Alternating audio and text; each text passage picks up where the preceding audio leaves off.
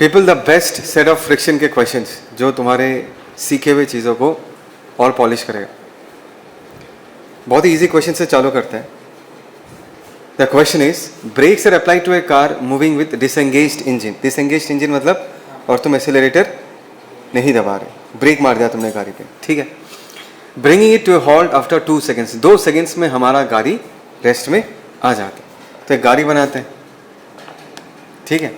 This is our car, सुन रहे हो सब लोग। और ये कार का फाइनल वेलोसिटी हम लोग क्या लिख रहे हैं, 0। और ये कार अगर t इक्वल टू 0 पे तुमने ब्रेक मारा तो t इक्वल टू 2 सेकेंड्स पे ये इवेंचुअली रुक जाता है। Its velocity at the moment when the brakes are applied if the coefficient of friction between the road and the tyre is 0.4। Road and the tyre के बीच जो coefficient of friction कितना है, 0.4। और बोला जब ब्रेक मारा गया था, ब्रेक तो t इक्वल टू 0 पे मारा गया था, तब कितना वेलोसिटी, मैंने u मान लिया, ये u कितना होगा ये बताओ। बात समझ में आया? फिर से कह रहा हूँ, वेलोसिटी u था, 2 सेकेंड के बाद उसका वेलोसिटी u से डिक्रीज होके 0 बन गया। टायर और जमीन के बीच का जो फ्रिक्शन कोफिशिएंट है उसका वैल्यू कितना दिया हुआ है, 0.4। तुम्हें u का वैल्यू पूछा गया, ठीक है, ठीक है पीपल। अच्छा, अभी देखो इस गाड़ी का अगर मैं एफबीडी बनाता हूँ पीपल, तो नीचे की तरफ क्या लग रहा होगा, mg। टायरों पे क्या लग रहा होगा, नॉर्मल है। एग्री करते हो? क्या तुम मानोगे इस केस में नॉर्मल का वैल्यू किसके बराबर है, mg के बराबर। अच्छा, अगर तुमने ब्रेक मार दिया, क्या मार दिया, ब्रेक, ये टायर है, ये जमीन है। Is that clear people? Brake मार दिया मतलब टायर और घूम नहीं रहा। कम ऑन पीपल, ब्रेक मारने से क्या होता है, टायर रुक जाता है। लेकिन टायर के पास u है या नहीं है, वेलोसिटी इस तरफ है या नहीं है। तो इनर्शिया ऑफ मोशन के कारण टायर ऐसा जाना चाहेगा। फिर से कह रहा हूँ, टायर घूम नहीं रहा, लेकिन टायर ऐसा अटक गया पूरा टायर, ब्रेक मार दिया तुमने, लेकिन इनर्शिया ऑफ मोशन के कारण ये टायर किधर जाएगा, इस तरफ जाएगा, नहीं जाएगा। तो बोलो तो ज़मीन के रेस्पेक्ट में ये टायर किधर जाने का मन कर रहा है, आगे। तो फ्रिक्शन किधर लग जाएगा, पीछे। सो सारे टायर्स पे फ्रिक्शन लगेगा, मैं एक ही में दिखा रहा हूँ। तो इन दिस केस फ्रिक्शन किधर लगेगा, पीछे। Is that clear people? क्या तुम मानते हो ये फ्रिक्शन एक काइनेटिक फ्रिक्शन होगा, कि बॉडी तो स्लिप करेगा ही, करेक्ट पीपल। तो यहाँ पर इस बॉडी पे जो फ्रिक्शन लग रहा है, क्या मैं उसका वैल्यू म्यू इंटू एन लिख सकता हूँ? हाँ, वो अलग बात है, इस क्वेश्चन में म्यू एस म्यू एन दिया हुआ, म्यू एस म्यू के दिया हुआ नहीं है, बट हमें पता है कि ये friction is acting when the body is what, sliding. तो ये कौन सा फ्रिक्शन होगा जनता, काइनेटिक फ्रिक्शन ही होगा, ठीक है पीपल। तो इन दिस केस इस फ्रिक्शन का वैल्यू कितना होगा, म्यू होगा 0.4। नॉर्मल का वैल्यू जनता कहाँ पर है, नॉर्मल, नॉर्मल का वैल्यू हम लोग क्या लिख सकते हैं, mg। ये फ्रिक्शन का वैल्यू है। बोलो पीपल, बोलो तो गाड़ी रुकेगा क्यों, कौन सा फोर्स इस गाड़ी को रोक रहा है, कौन सा फोर्स इस गाड़ी को रोक रहा है पीपल, फ्रिक्शन यार, पीछे की तरफ रिटार्ड करने वाला फोर्स एक ही है, फ्रिक्शन, इसके अलावा दूसरा कोई फोर्स नहीं है। यही फ्रिक्शन रिस्पॉन्सिबल है जिसके कारण दिस कार इज रिटार्डिंग। गाड़ी का वेलोसिटी क्या कर रहा है, डिक्रीज कर रहा है। कुछ तो बोलो जनता, कुछ तो बोलो जनता। तो ये अगर गाड़ी रिटार्ड कर रहा है तो पीछे की तरफ जो रिटार्डेशन पैदा होगा उसको पैदा करने वाला फोर्स फ्रिक्शन ही है। बोलो जनता। तो इधर पीछे की तरफ अगर हमने ए लिख दिया, ये क्या है, रिटार्डेशन, तो क्या मैं ए का वैल्यू फ्रिक्शन बाय मास लिख सकता हूँ? अरे है या ना, एक ही तो फोर्स है। तो acceleration in this case retardation will be equal to what, friction by mass. सबको आया समझ में? तो फ्रिक्शन की जगह जनता हम लोग क्या लिख सकते हैं, mu mg divided by what, m। आवाज क्यों नहीं है, mu mg divided by what, m। mm cancel out हो जाएगा। तो रिटार्डेशन का वैल्यू क्या निकल के आ रहा है, mu into G. That is the reason question में m दिया हुआ नहीं है, m तुम्हें नहीं चाहिए। m इवेंचुअली क्या हो जाएगा, कैंसिल आउट। और रिटार्डेशन का वैल्यू क्या निकल के आएगा, म्यू जी। वैल्यूज अगर हम पुट करें, म्यू का वैल्यू 0.4, जी का वैल्यू क्या लिख देंगे 10, तो ये क्या निकल के आएगा 4 मीटर पर सेकेंड स्क्वायर। तो सिंपल क्वेश्चन है, एक बॉडी के पास u वेलोसिटी है, रेडी। अच्छा फिर से one more time people, mu का वैल्यू कितना है 0.4, जी का वैल्यू कितना है 10, और ये क्या निकल के आ रहा है 4 मीटर पर सेकेंड स्क्वायर। आसान डायग्राम बनाऊंगा तो इनिशियल वेलोसिटी u है, पीछे की तरफ रिटार्डेशन कितना जनता 4 metre per second square, t का वैल्यू कितना जनता 2 सेकेंड्स। ये ट्रैवल करते करते यहाँ पर जाके इसका फाइनल वेलोसिटी कितना होता है 0। ये टाइम कितना होता है 2 सेकेंड्स। u का वैल्यू पूछा गया, कौन सा फॉर्मूला यूज करेंगे, v equal to u plus at। क्या तुम्हें याद है मैंने सिखाया था whenever you put the values along with sign। जवाब दो जनता। तो फाइनल वेलोसिटी का वैल्यू इन दिस केस क्या होगा 0। इनिशियल वेलोसिटी u नहीं पता, क्या मैं एक्सीलरेशन की जगह -4 टाइम की जगह 2 लिखूं? सर आपने a की जगह -4 क्यों लिखा है, क्यों लिखा है? रिटार्डेशन के लिए नहीं, डायरेक्शन के लिए। डायरेक्शन नेगेटिव एक्स एक्सिस की तरफ है या नहीं है, इसलिए उसका साइन हम निकाल के रखा है -4। रिटार्डेशन का मतलब a का वैल्यू माइनस नहीं होता पीपल। तुमको किसने सिखाया कि रिटार्डेशन होने से a का वैल्यू माइनस होगा? अगर ये गाड़ी ऐसा नहीं जाके गाड़ी ऐसा जाता तब तो एक्सीलरेशन इस तरफ आता, तब उसको तो माइनस लिखते, नहीं लिखते यार। रिटार्डेशन का मतलब a का वैल्यू नेगेटिव नहीं है, रिटार्डेशन का मतलब है कि a v के अपोजिट डायरेक्शन में, a v के अपोजिट डायरेक्शन में। ऐसा भी हो सकता है कि a पॉजिटिव है v नेगेटिव है, हो सकता है a पॉजिटिव है v नेगेटिव। ऐसा भी हो सकता है कि a नेगेटिव है v पॉजिटिव है, सारे केसेस पॉसिबल है। रिटार्डेशन का मतलब है कि एक्सीलरेशन वेलोसिटी के अपोजिट डायरेक्शन में। Come on people give me response. So in this case हमें u का वैल्यू क्या मिल जाएगा, बोलो जनता? 8 metre per second. So this is the initial velocity 8 metre per second. मैंने यहाँ पर 10 माना है, ऑप्शन 7.84 होगा, क्लोज टू 8, बिकॉज इन्होंने क्वेश्चन में g का वैल्यू 9.8 माना होगा, इसलिए 7.84 आ रहा है या ना?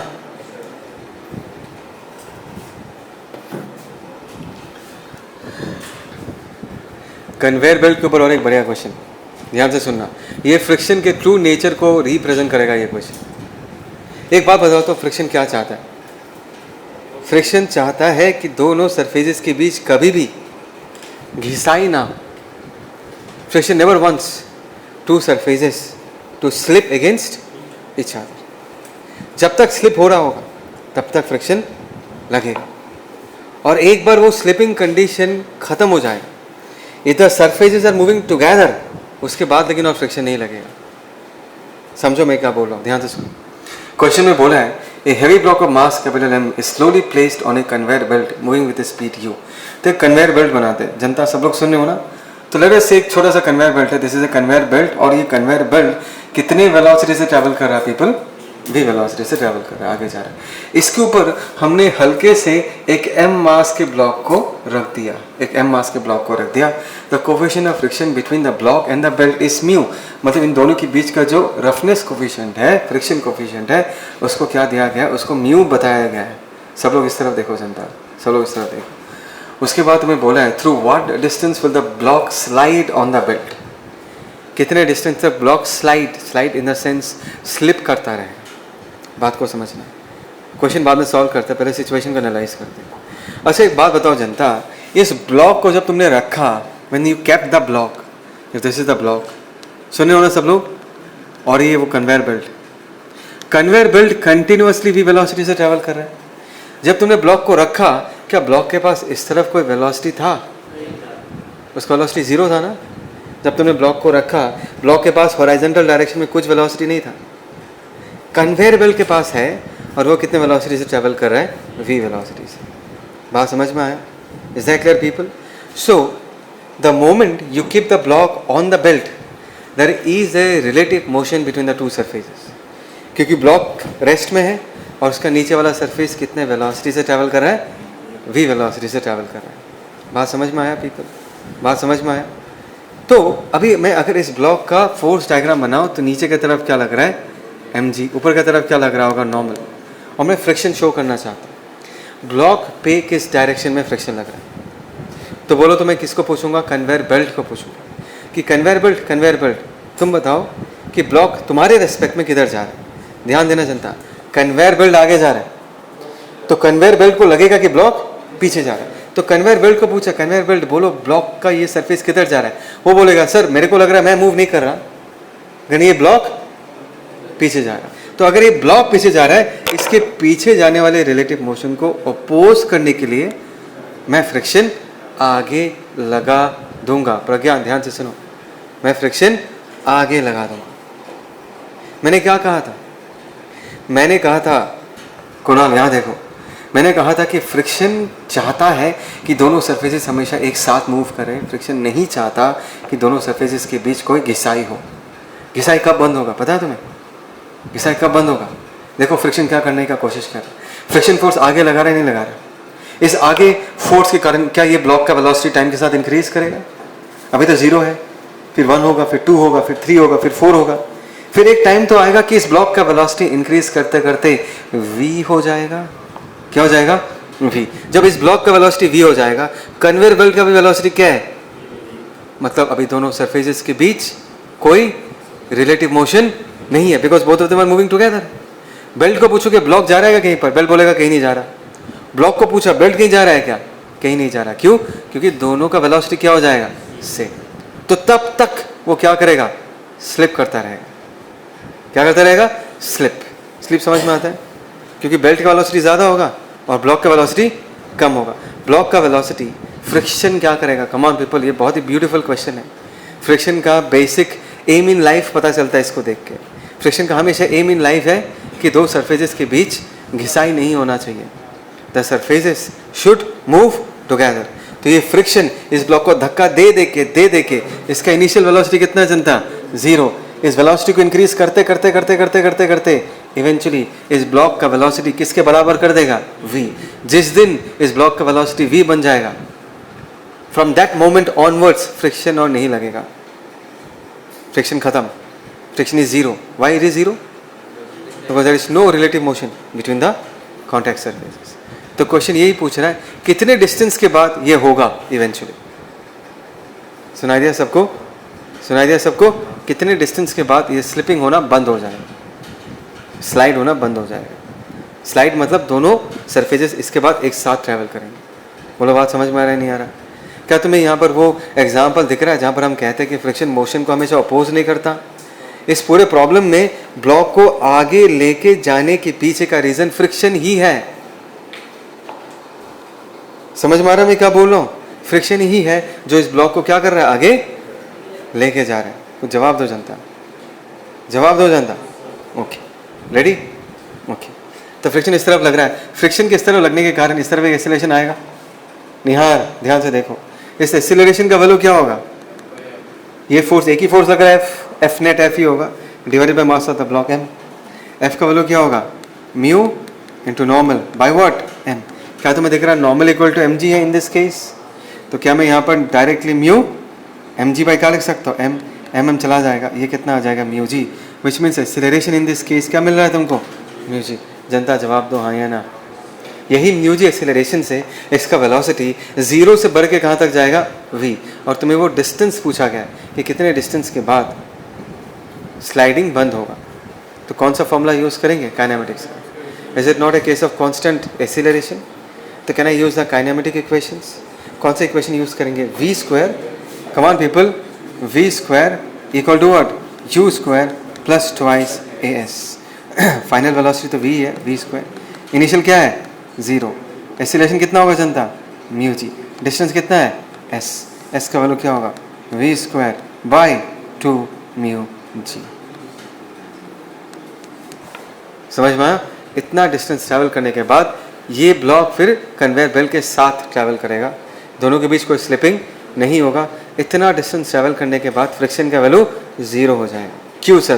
क्योंकि दोनों सरफेसेस के बीच अब और रिलेटिव मोशन नहीं रहा, बिकॉज दोनों सरफेसेस एक साथ ट्रैवल कर रहे हैं। जनता बोलो समझ में आया नहीं आया? पीपल ध्यान से, रस्सी वाला क्वेश्चन, रस्सी और फ्रिक्शन, ध्यान से सुनो। A uniform rope of length L lies on a table. Diagram बना ले। तो एक रस्सी है जो टेबल पे लाई कर रहा है। जनता ध्यान से सुनो, ये टेबल है, ठीक है? इस टेबल पे एक रस्सी लाई कर रहा है। If the coefficient of friction is mu, then the maximum length L1 of the part of the rope which can overhang from the edge of the table without sliding down. क्या मतलब है? The maximum length of the part of this rope which can overhang from the edge of the table. Overhang मतलब जनता ध्यान से देखो, ये अगर हमारा रस्सी है ना, इसका कुछ पार्ट क्या कर रहा है? ऐसे लटका हुआ है, इसको हम बोलते हैं ओवरहैंग। ये वाला पार्ट ओवरहैंग कर रहा है। तो कितना पार्ट ओवरहैंग कर सकता है विदाउट स्लाइडिंग डाउन। समझ में आ रहा है? इस पार्ट को, इसको थोड़ा आगे लेके जाओ, इस पार्ट को लंबा कर दो तो नीचे आने का चांसेस बढ़ेगा ही नहीं बढ़ेगा? तो मैक्सिमम कितना झुला हुआ रह सकता है? मैक्सिमम कितना झुला हुआ रह सकता है ताकि ये स्लिप करके नीचे ना जाए। बात समझ में आया? क्वेश्चन क्लियर है? पक्का? अब एक बात बताओ, फ्रिक्शन लगेगा तो कहाँ लगेगा? जहाँ पर सरफेस टच कर रहे हैं वहाँ पर ही फ्रिक्शन लगेगा। तो फ्रिक्शन लगेगा, जनता ध्यान से सुनना, इसी पार्ट में लगेगा फ्रिक्शन। समझ रहे हो? हमें तो पता नहीं कितना झुला हुआ है, तो मैंने क्या मान लिया? x। वहाँ पर L1 है, मैंने x मान लिया, चलेगा? तो कितना पोर्शन टेबल के ऊपर बैठा हुआ है? L minus x.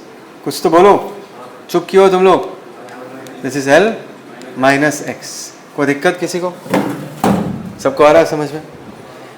अगर यहाँ पर बोला नहीं है, लेट अस से mass of L length of rope, मैंने क्या मान लिया? Mass of L length of rope m। जनता ध्यान से देखो, यूनिटरी मेथड जब तुम छोटे थे तब पढ़ा ना तुमने कि L लेंथ में कितना मास है जनता? m। तो यूनिट लेंथ में कितना मास होगा? m by l। करेक्ट? इस पोर्शन का लेंथ कितना है? बोलो। तो इसका मास कितना होगा? m by l into word L minus x. कोई दिक्कत किसी? इस पोर्शन का मास कितना होगा जनता? m by L into word x. इस पोर्शन का मास। कोई दिक्कत? कोई प्रॉब्लम? क्या तुम्हें समझ में आ रहा है कि इस पोर्शन का जो वेट है वही वेट इस सिस्टम को नीचे की तरफ पुल कर रहा है? अरे तो इसका जो वेट है, क्या मैं इसको मास इंटू जी लिख सकता हूँ? क्या मैं मास की जगह m by L into X into G लिख सकता हूँ? कोई दिक्कत किसी को? ये नीचे की तरफ पुल कर रहा है नहीं कर रहा? नीचे की तरफ पुल कर रहा है नहीं कर रहा? अभी वो उस वाले पार्ट का बात करते हैं, जनता ध्यान से सुनो। अभी इस वाले पार्ट का बात करते हैं, ये इसका मास है, this is mass of this portion. इस वाले पार्ट का अगर मैं एबिलिटी बनाऊँ तो इसका वेट नीचे की तरफ लग रहा है, हाँ या ना? इसका वेट कितना होगा? इसका मास होगा m by L into L minus X into G, और इस तरफ नॉर्मल लग रहा होगा, हाँ या ना? अभी अपने आप को बोलो, अगर फ्रिक्शन नहीं होता क्या ये ऐसा झुला हुआ रह सकता? अगर फ्रिक्शन नहीं होगा टेबल पे, क्या ये झुला हुआ रह सकता है? ये इस तरफ खींचेगा और टेबल के रिस्पेक्ट में ये लेटा हुआ चेन आगे जाता ही नहीं जाता। तो टेबल का फ्रिक्शन आगे लेटा हुआ चेन जिसका आगे जाने का मन है उस पे फ्रिक्शन पीछे लगाएगा नहीं लगाएगा? बोलो ना जनता, पीछे लगाएगा नहीं लगाएगा? पक्का? सबको ये डायग्राम समझ में आया? क्या तुम मानते हो कि ये F इस केस में ये F लिमिटिंग होगा? बोलो क्यों? पूछा है कितना मैक्सिमम लेंथ झुला हुआ हो सकता है। मैक्सिमम का मतलब क्या है? मैक्सिमम का मतलब क्या है कि इससे अगर थोड़ा भी ज्यादा हो तो स्लिप करके आ जाएगा, आएगा नहीं आएगा? इससे थोड़ा भी ज्यादा हो तो स्लिप करके आएगा। तो इस पे फ्रिक्शन को अपना पूरा दम लगा देना पड़ रहा है इसको रोकने के लिए। इसके बाद फ्रिक्शन और इस चेन को रोक नहीं पाएगा। तो मुझे पता है कि अभी जो फ्रिक्शन लग रहा है वो कैसा फ्रिक्शन होगा जनता? That is limiting friction. बोलो फील है? हमेशा लिमिटिंग नहीं लगता? हमेशा लिमिटिंग लगता है क्या? नहीं, when the motion is about to happen तभी लिमिटिंग लगता है। क्या तुम्हें एनएलएम के चैप्टर में नेट पुलिंग फोर्स का कॉन्सेप्ट समझाया था? हाँ या ना? मैंने चेन को पूछा, चेन तुमको नीचे कौन खींच रहा है? बोलेगा सर ये चीज़ नीचे खींच रहा है।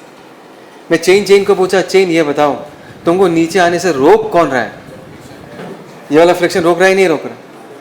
कम ऑन पीपल, ये वाला mg इधर खींच रहा है, फ्रिक्शन इधर खींच रहा है और ये अपनी जगह से हिल नहीं पा रहा। तो कहना इसे net pulling force is zero? कहना इसे ये वाला pulling is cancel out by ये वाला फ्रिक्शन? जवाब दो जनता, बस हो गया प्रॉब्लम। यही है बेस्ट, सॉरी सबसे इंपॉर्टेंट स्टेप, बेस्ट स्टेप भी बोल सकते हो इस इक्वेशन का। यहाँ पर हम लोग क्या लिख सकते हैं? m come on people m by L X into G, ये नीचे की तरफ, और ये यहाँ पर क्या लग रहा है? f limiting. जनता बोलो हाँ या ना? म्यू इंटू नॉर्मल, नॉर्मल की जगह क्या लिख सकते हैं जनता? m by L into L minus X into G. कुछ बोलो यार। सो m बाई एल यहाँ पर क्या हो जाएगा?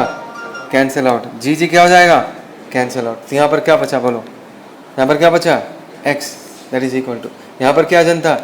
म्यू एल बोलो माइनस म्यू एक्स, है ना? x चाहिए हमें। सो अगर मैंने x कॉमन ले लिया तो क्या आएगा? 1 प्लस म्यू, यहाँ पर क्या होगा? Mu L. तो x का वैल्यू क्या होगा, mu L divided by what, 1 plus,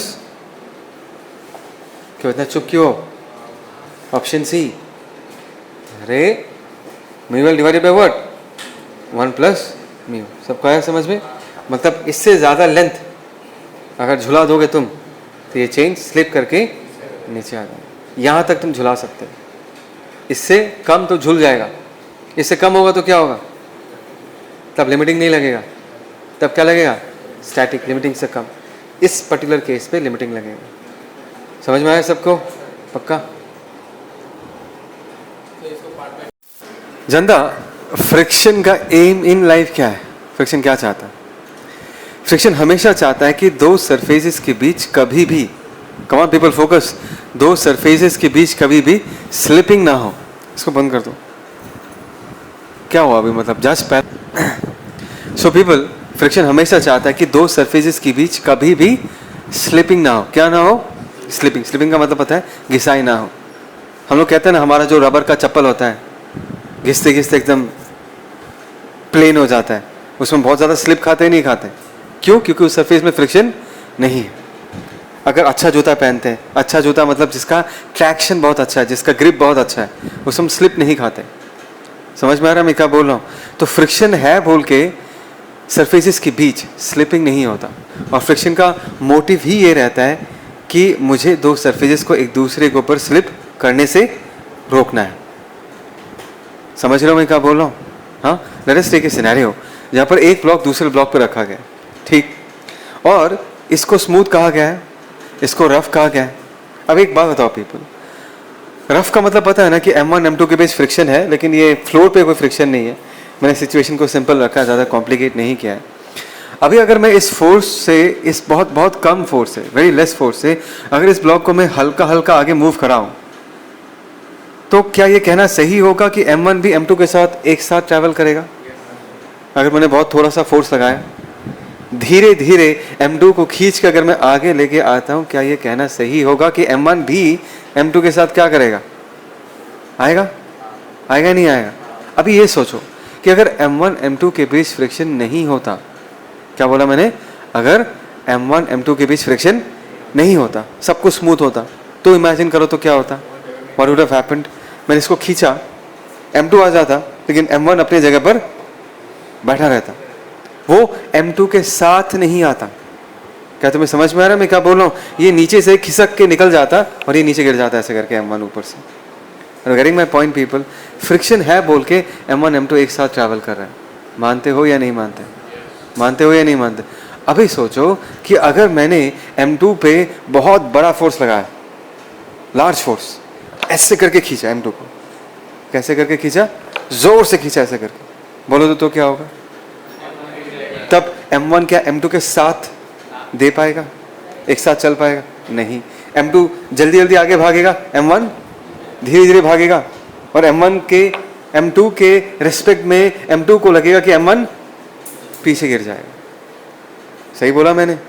सही बोला मैंने? बहुत जोर से खींचोगे तो M2 जो है आगे भागेगा, M1 आगे भागेगा, लेकिन M2 जैसा नहीं।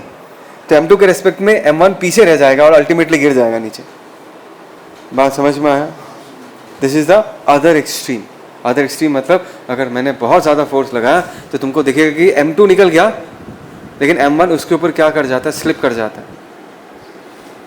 उसका दूसरा एक्सट्रीम क्या है कि अगर तुमने बहुत ही कम फोर्स लगाया, धीरे धीरे मूव कराया, तो तुमको ये दिखाई देगा कि M2 आगे जाएगा तो उसके ऊपर जो बैठा हुआ M1 है वो भी M2 के साथ आगे ही बढ़ता है।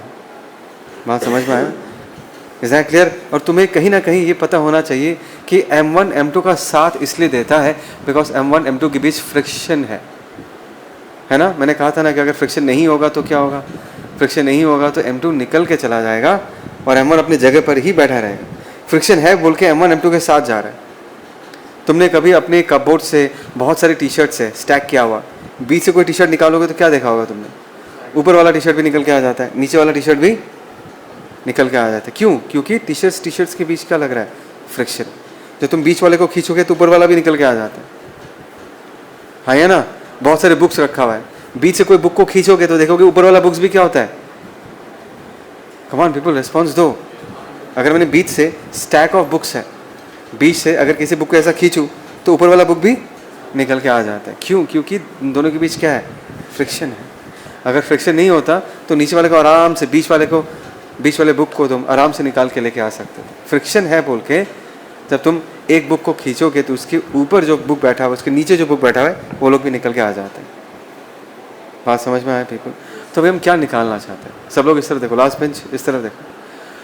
हम क्या निकालना? हम ये निकालना चाहते हैं कि हम f का मैक्सिमम वैल्यू कितना हो सकता है, f का मैक्सिमम वैल्यू कितना हो सकता है, so that both the blocks will move together.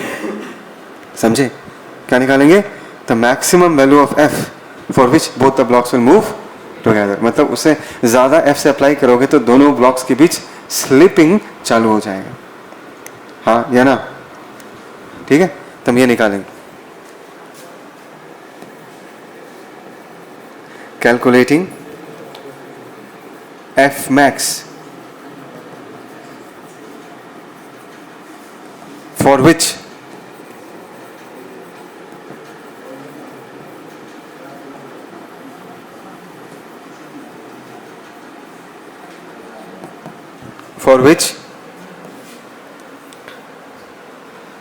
both blocks move together। हमें ये निकालना है।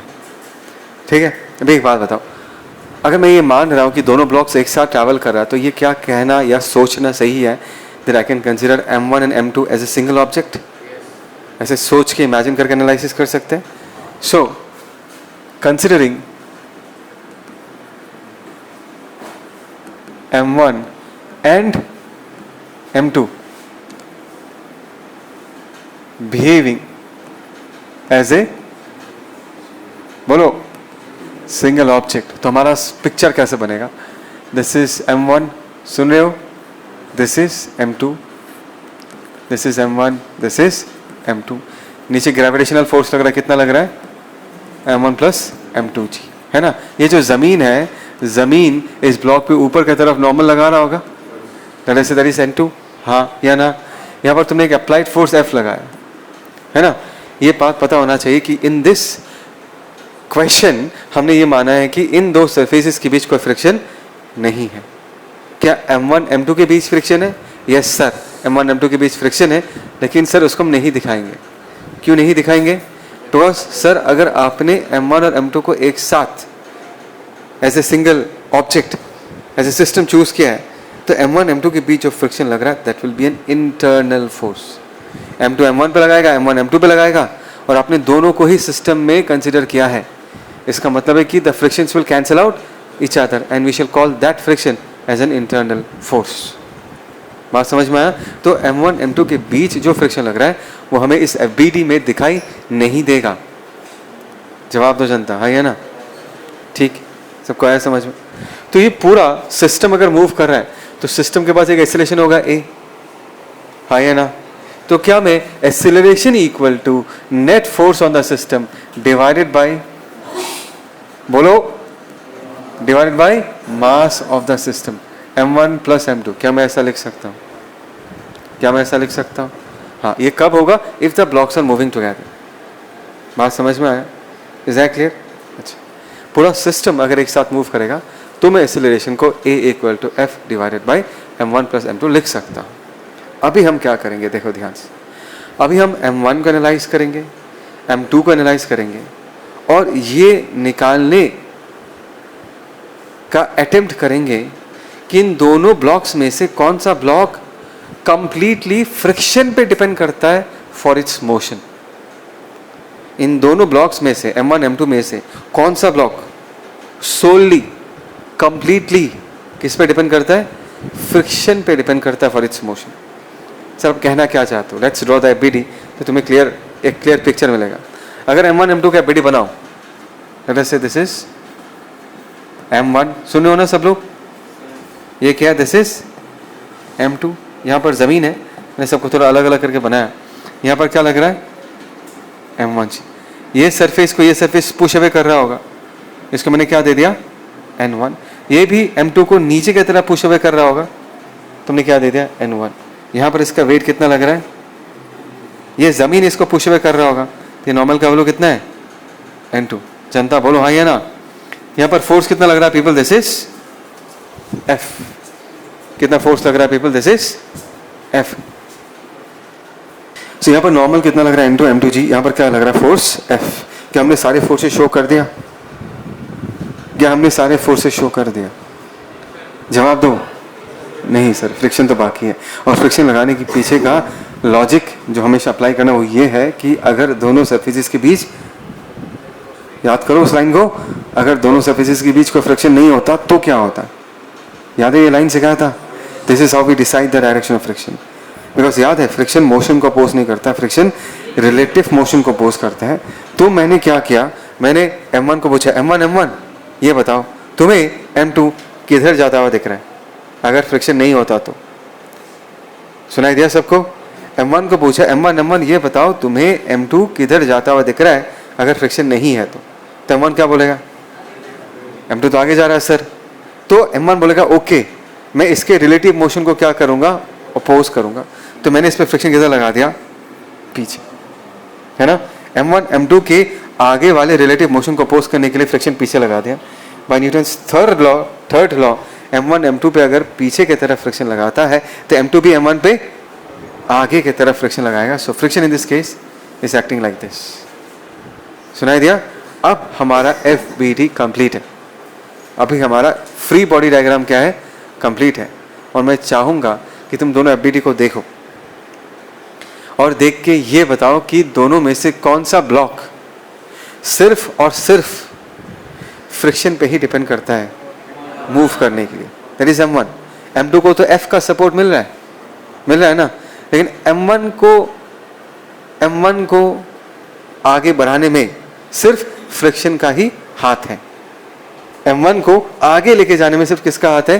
फ्रिक्शन। यहां पर इस डिस्कशन का सबसे इंपॉर्टेंट पार्ट आता है, ध्यान से सुनना। तो अगर तुमको ये बात समझ में आ चुका है कि M1 को फ्रिक्शन ही आगे लेके जा रहा है, और अगर तुम्हें फ्रिक्शन का चैप्टर याद है तो तुम्हें याद होना चाहिए कि फ्रिक्शन का वैल्यू का एक लिमिट होता है। एक पर्टिकुलर लिमिट से ज़्यादा फ्रिक्शन नहीं लग सकता, और इस लिमिट वाले फ्रिक्शन को हम क्या बुलाते हैं? Limiting friction. मतलब फ्रिक्शन का वैल्यू उससे ज़्यादा नहीं हो सकता। जवाब दो जनता। तो अगर तुमको ये बात समझ में आता है तो तुम अपने आप को क्या बोलोगे? ओके सर, ये जो M1 है इसमें फ्रिक्शन लग रहा है, ये फ्रिक्शन इसको आगे लेके जा रहा है, इसी फ्रिक्शन के कारण M1 के पास एक्सीलरेशन आ रहा है ना? When there is a force there will be some acceleration. फिर तुम बोलोगे सर लेकिन इस फ्रिक्शन का तो एक मैक्सिमम वैल्यू है या नहीं है? तो अगर इस फ्रिक्शन का एक मैक्सिमम वैल्यू है जिससे ज़्यादा फ्रिक्शन नहीं लग सकता, तो सर इसका मतलब ये निकल के आता है कि M1 का भी एक मैक्सिमम एक्सीलरेशन होगा जिससे ज़्यादा एक्सीलरेशन से वो मूव नहीं कर सकता। Give me response people. मैंने कहा कि M1 पे ये जो फ्रिक्शन लग रहा है इसका एक लिमिट अगर है, मैक्सिमम वैल्यू है, तो M1 का मूव करने का एक्सीलरेशन का भी एक मैक्सिमम लिमिट होगा जिससे ज़्यादा एक्सीलरेशन से वो मूव नहीं कर पाएगा। बोलो ये पार्ट समझ में आया नहीं आया? ये पार्ट समझ में नहीं आया। हमने यहाँ पर ये एस्टैब्लिश किया है कि there is a maximum acceleration with which M1 can move. उससे ज़्यादा एक्सीलरेशन से M1 मूव नहीं कर सकता, क्योंकि M1 को आगे बढ़ाने वाला सिर्फ फ्रिक्शन है, और फ्रिक्शन का एक लिमिट होता है, फ्रिक्शन का वैल्यू उस लिमिट से ज़्यादा नहीं हो सकता। Do you understand this thing people? तो हम सबसे पहले इस फ्रिक्शन का मैक्सिमम वैल्यू निकालेंगे कि कितना होगा इसका मैक्सिमम वैल्यू। करेक्ट? ओके।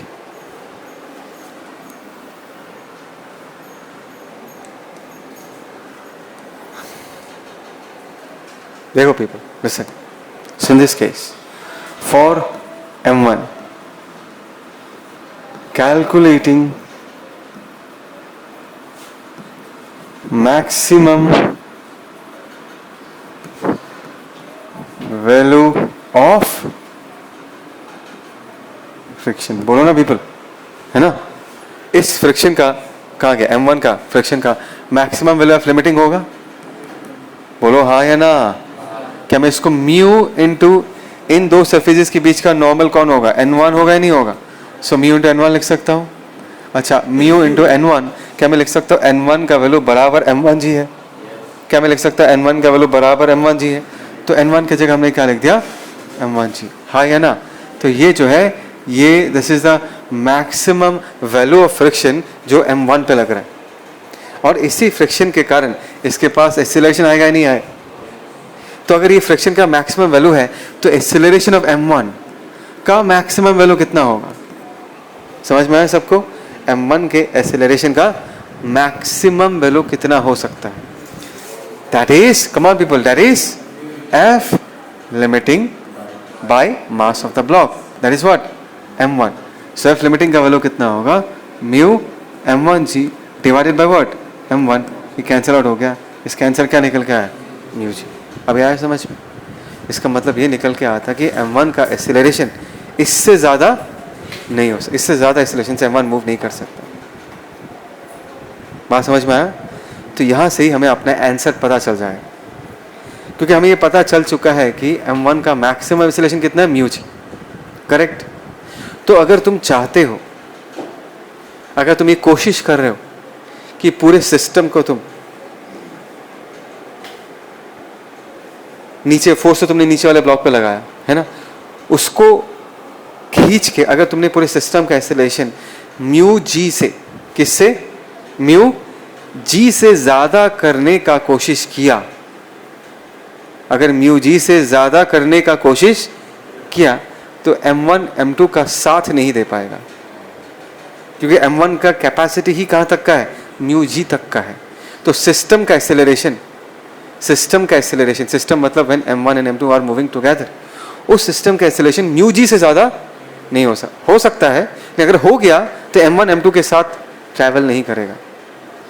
बात समझ में आया? सोचो तुमने f को बढ़ा दिया, f को बढ़ाने के साथ साथ इसका एक्सेलरेशन बढ़ जाएगा, लेकिन इसका एक्सेलरेशन और नहीं बढ़ेगा। कितने में अटक जाएगा? म्यू जी में अटक जाएगा। कम on people, give me response. अगर तूने बहुत ज़्यादा फोर्स अप्लाई किया तो m2 तो भाग के निकल जाएगा। क्यों? क्योंकि m2 पे तो f लग रहा है, पर m1 को आगे लेके जाने वाला फ्रिक्शन है, वो तो और बढ़ नहीं सकता, तो उसका एक्सेलरेशन म्यू जी में ही अटक जाएगा, और नीचे वाले का एक्सेलरेशन म्यू जी से ज़्यादा हो जाएगा और स्लिपिंग चालू हो जाएगा। समझ में आया?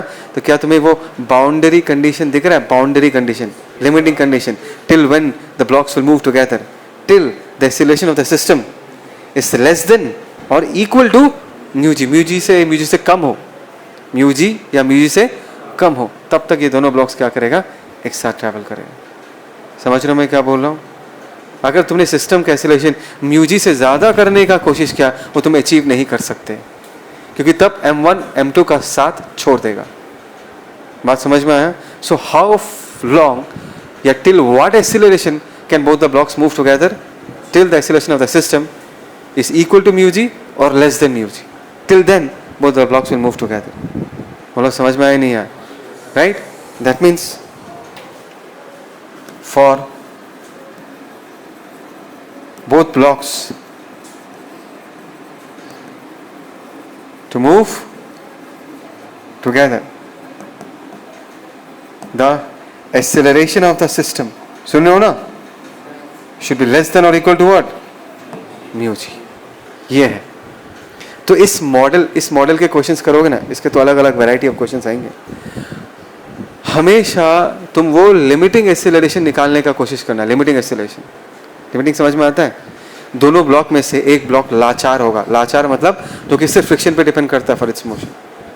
क्वेश्चन अलग अलग आ सकते हैं, लेकिन 90% ऑफ द कॉन्सेप्ट यही रहेगा। दोनों ब्लॉक में से कोई एक ब्लॉक सिर्फ और सिर्फ फ्रिक्शन पे ही डिपेंड करेगा फॉर इट्स मोशन, तो उसका जो एक्सेलरेशन होगा वही सिस्टम का लिमिटिंग एक्सेलरेशन होगा, जब तक ये पूरा सिस्टम एक साथ ट्रैवल कर पाएगा। हमेशा वही निकालने का कोशिश करना, तुम्हारा आंसर निकल के आ जाएगा। समझ रहे हो मैं क्या बोल रहा हूँ? है ना तातिन? खड़ा हो जाओ चल। सिस्टम का एक्सेलरेशन कितना है पीपल? यहाँ पर लिखा है ना सिस्टम का एक्सेलरेशन, ये तो एक्सेलरेशन, तो सिस्टम का एक्सेलरेशन इन दिस केस क्या लिखा हमने? f, बोलो, m1 plus m2 less than or equal to what? Mu G. तो f का value should be less than or equal to what? Mu m1 plus m2 into G. इतना या इससे कम। So what is the maximum value of force for which both the blocks will move together? Mu m1 plus m2 into G. वो हो गया maximum. उससे कम भी apply करोगे तब भी एक साथ ट्रैवल करेगा, लेकिन कहाँ तक? Mu m1 plus m2 into G. समझ में आया सबको? देखो इन क्वेश्चंस का वैरायटी बदल सकता है, लेकिन ऐसे क्वेश्चंस को करने का जो कोर कंसेप्ट है वो ये है, दोनों ब्लॉक में से तुम्हें ढूंढ के वो ब्लॉक निकालना है जिसका मोशन सिर्फ फ्रिक्शन कंट्रोल करता है और उसका लिमिटिंग एक्सीलरेशन निकालना है। उस एक्सीलरेशन तक पूरा सिस्टम एक साथ ट्रैवल करेगा। आया समझ में? चलो लिख लो। चलो पीपल, और एक model of question same concept पे बेस्ड। सब लोग इस तरफ देख रहे हो ना? इस क्वेश्चन में दो ब्लॉक्स है 1 kg 3 kg, और इन दिस केस दोनों सरफेसेस पे फ्रिक्शन है। यहाँ पर म्यू का वैल्यू कितना है 0.2, यहाँ पर भी म्यू का वैल्यू कितना है 0.2, दोनों सरफेसेस में फ्रिक्शन। वही क्वेश्चन पूछा गया, maximum force F so that can be applied on the 3 kg block so that both the blocks can move together. अगर दोनों ब्लॉक्स एक साथ मूव कर रहा है पीपल, तो हम FBD कैसे बनाएंगे? ये 1 kg का है, ये 3 kg का है ना। This is 1 kg, this is 3 kg। यहाँ पर फोर्स क्या लग रहा है? F। ये अगर सरफेस है तो सरफेस के रिस्पेक्ट में ये वाला पार्ट किधर जा रहा है? आगे जा रहा है, तो इस पर फ्रिक्शन किधर लगेगा? पीछे। ये मैंने F1 दे के रखा है। सर कहीं और फ्रिक्शन नहीं लगेगा? लगेगा, 1 kg और 3 kg के बीच लगेगा, पर अगर तुमने ऐसा FBD बनाया तो वो दिखाने की जरूरत नहीं है, क्योंकि वो फ्रिक्शन क्या होगा? Internal friction. तो एस बिकॉज ये बॉडी स्लाइड करके आगे जा रहा है, तो इस फ्रिक्शन F1 का वैल्यू कितना होगा? देखो इन दोनों का वेट कितना होगा इन this case? 3 kg plus 1 kg कितना होगा? 4g। यहाँ पर एक नॉर्मल लग रहा होगा, मैंने N1 देके रखे, सुने हो ना सब लोग?